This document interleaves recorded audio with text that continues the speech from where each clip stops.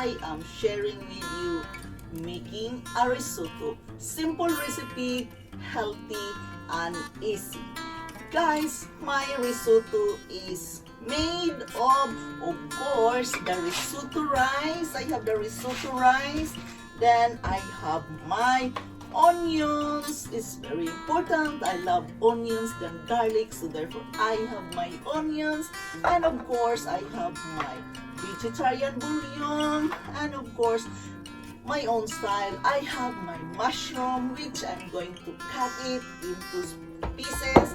And guys, this is with a twist, because some other risotto, they are making it with a white wine. I don't drink alcohol, so I use a twist. I will use apple juice instead of white wine. So, and I have my carrots. I love the taste of the fresh carrots, guys, with a twist. I will show you later. I'm going to use my carrots later. And of course, my risotto, I cannot make it without my cilantro, coriander. I really live with it almost every day. I have my cilantro, I have my spinach, because green leafy vegetables is very important and healthy for our body. And of course, I have my Norwegian spices, the pepper, the gastromat, and the vegetarian, spice as well.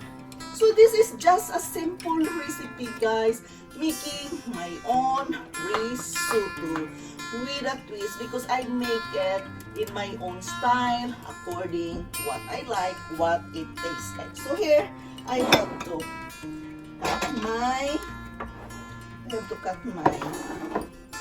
this one, the mushroom.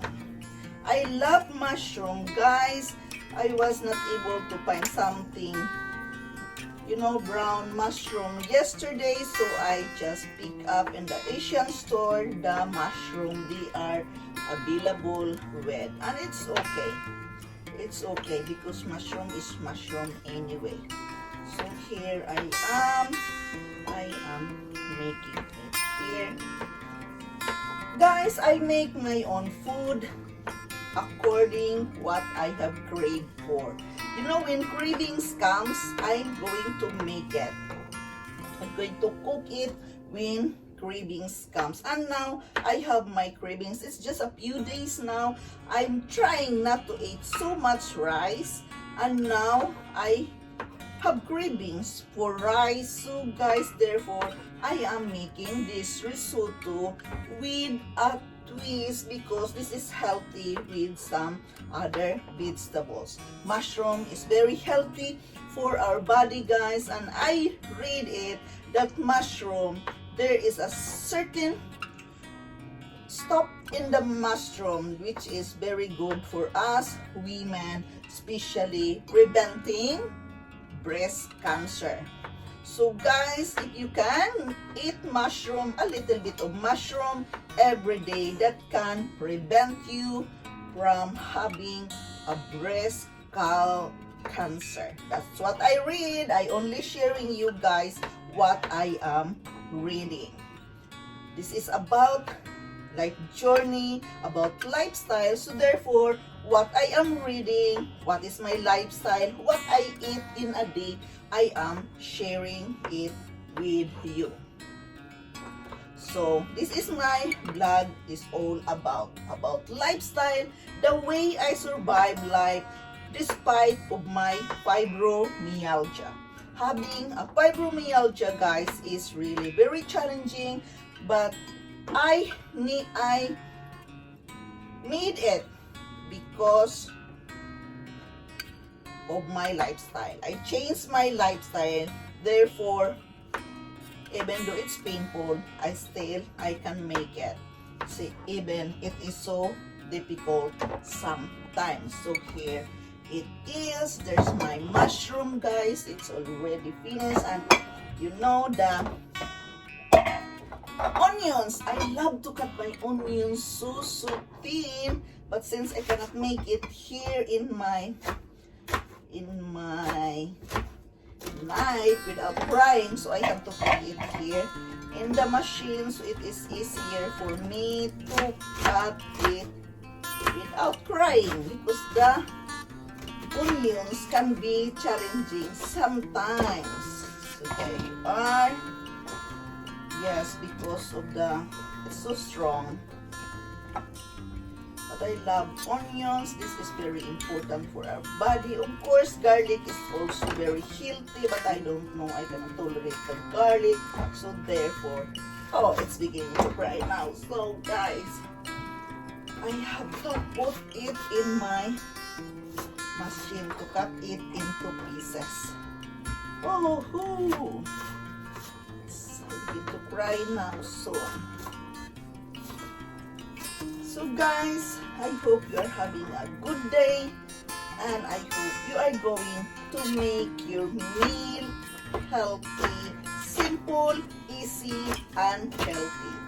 I told you this is my own style of making my own risotto.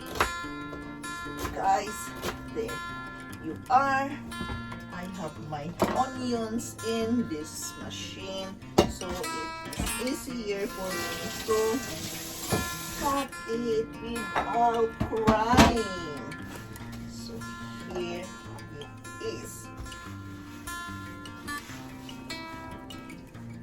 There you are, there you are.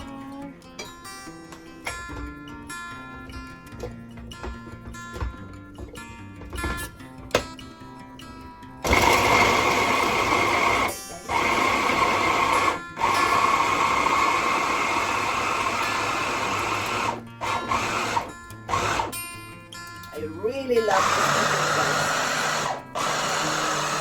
Yeah, it's thin already. Then I'm going to prepare it. A few moments later. So here it is, guys. I'm going to saute my mushrooms. There's the onions.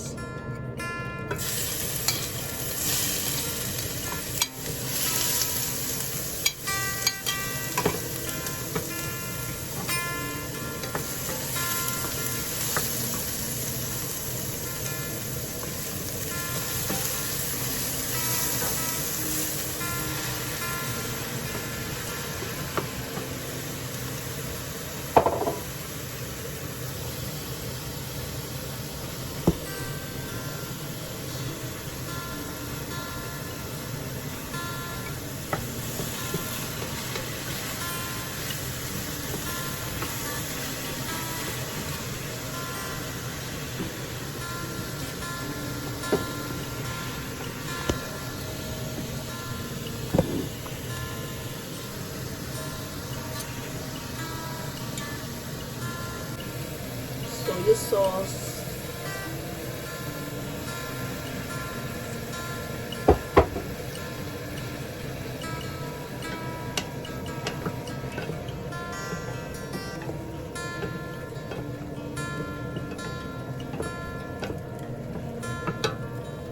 The mushroom sauce, guys.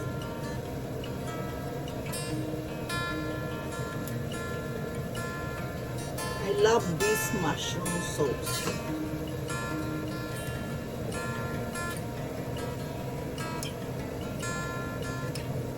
You are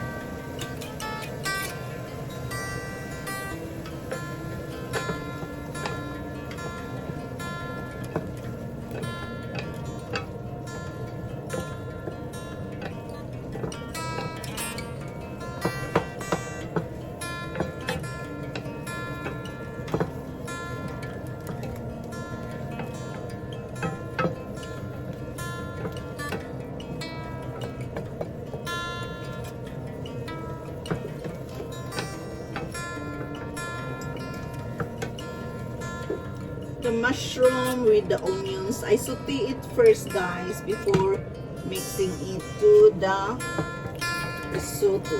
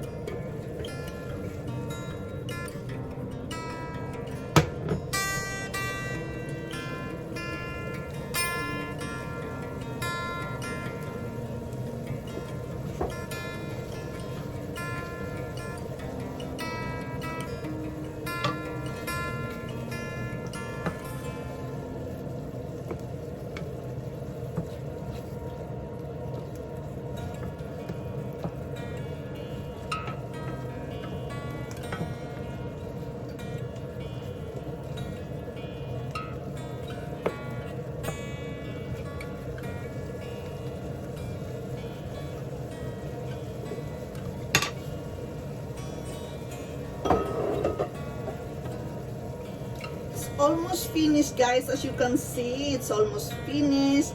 Then I'm going to set this aside so I can make my rice on the other pot.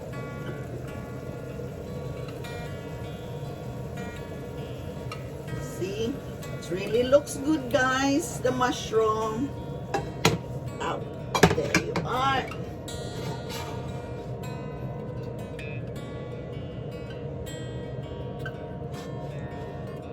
Going to use the olive oil.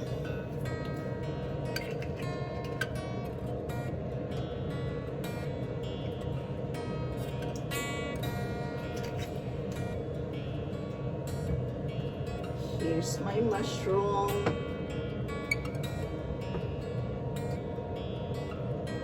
See, it really looks good, guys, huh?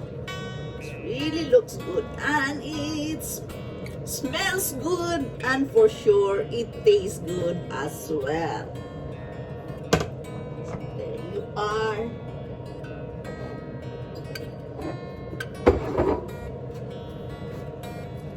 Now the rice.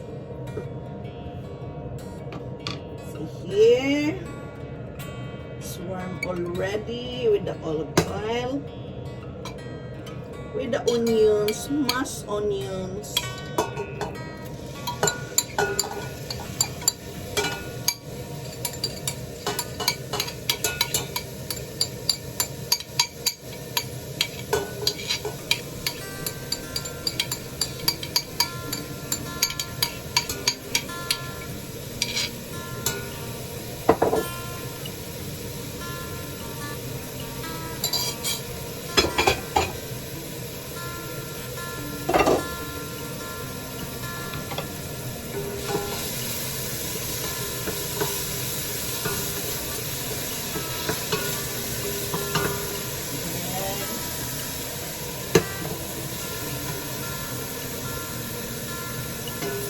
The rice, and together with the rice, guys, I'm going to put a little by little with my apple juice.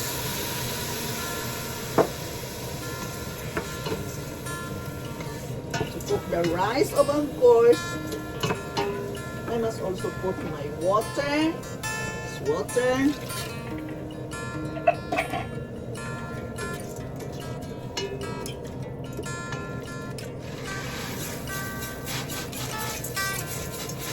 It's gonna taste good.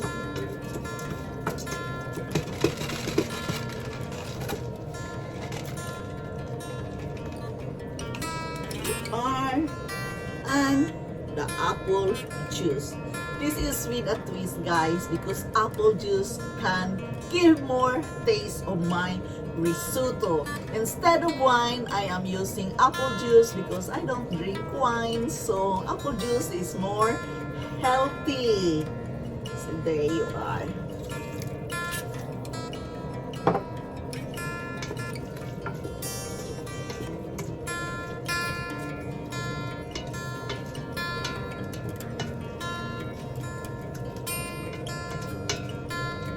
Here's my rice with the onions, guys.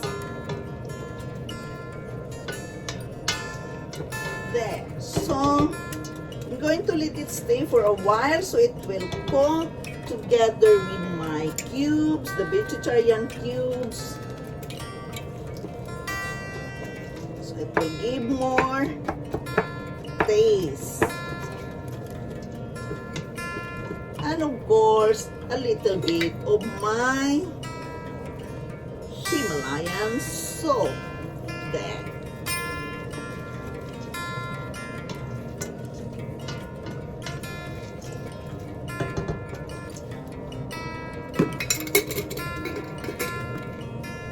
So see, it's gonna be finished on there. I will let it simmer for a few minutes. I'll be back later. So here it is, guys. Oh, it's so warm.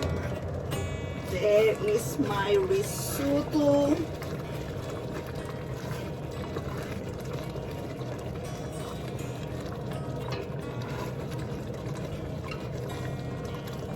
put some spices, my gastromat spices.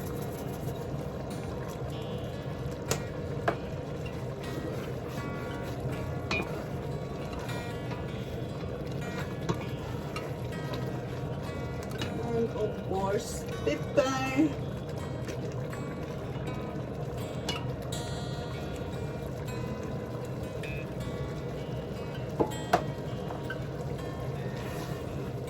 There you are.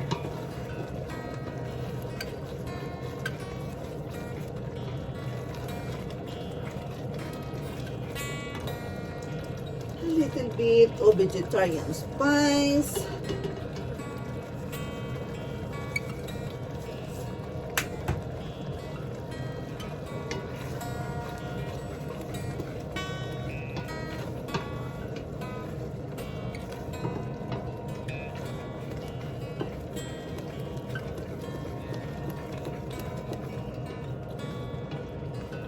This is gonna taste good. It really smells good, guys. No, I love my food. I am a foodie.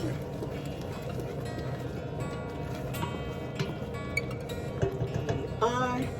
Soon finish. Oh, so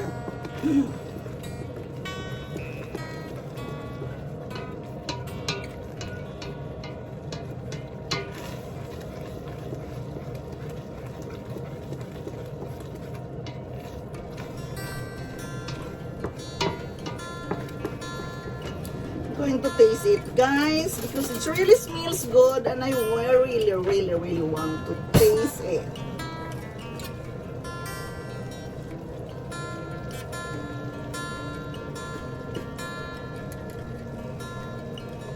No, really tastes good, guys. I like it. I really like it.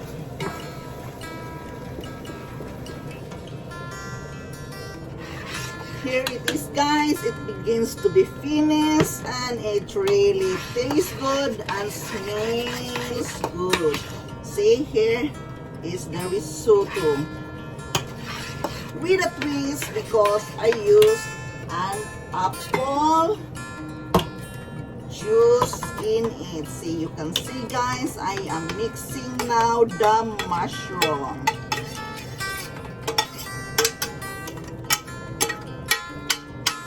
As you can see, the mushroom with a lot of onions. You cannot notice the onions because I chop it so thin with the machine. So here it is. There you are.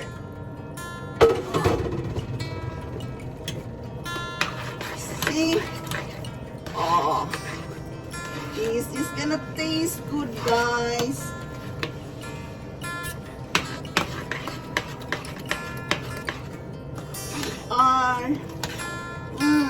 It really smells good, guys. With the pepper and the spices. So as you can see, I'm so hungry already, guys. I have a lot of carrots. Even this is only for decoration.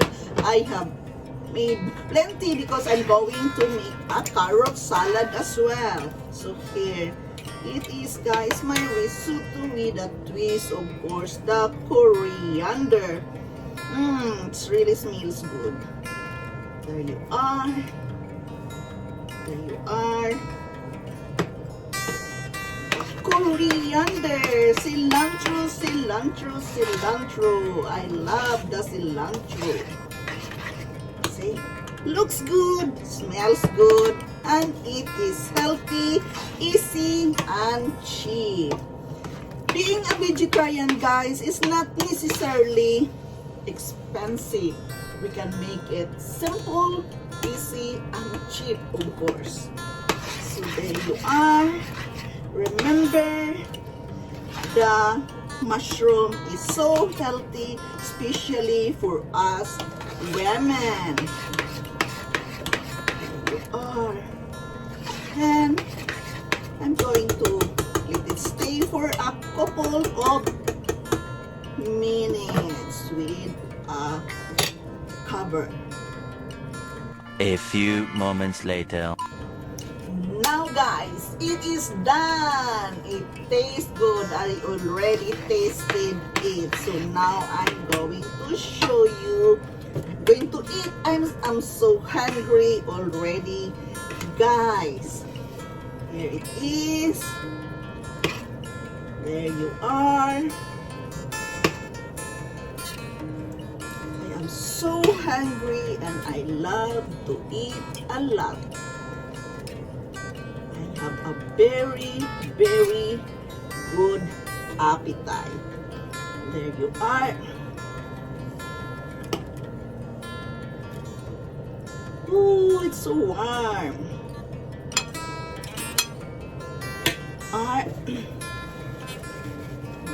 To decorate my food. So here it is.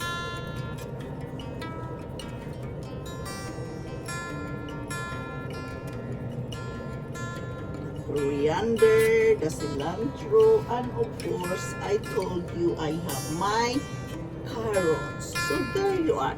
There. See? It looks good. Oh, it's warm, it's warm, it's warm. There. This is my meal for today. I am so hungry already.